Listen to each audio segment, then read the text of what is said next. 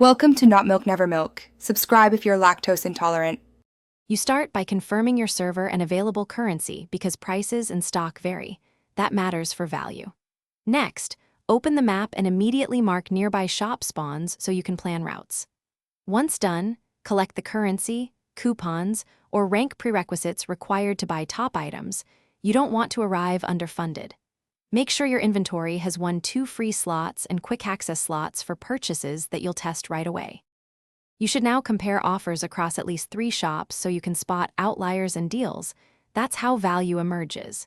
Inspect each item's stats, attachments, and remaining durability because numbers tell the performance story. Once you find candidates, check for time-limited bundles and discounts, and use screenshots or trade logs to record prices.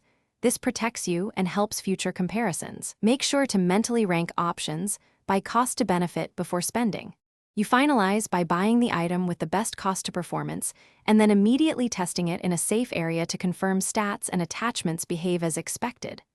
Once tested, organize your inventory. Stash duplicates, free key slots, and swap into your active loadout so you can play. If something goes wrong item, missing attachment, or a price glitch, use your recorded screenshots and trade logs to revert or contact support. That evidence speeds resolution. Thanks for watching. If this was helpful, leave a like and consider subscribing. See you next time.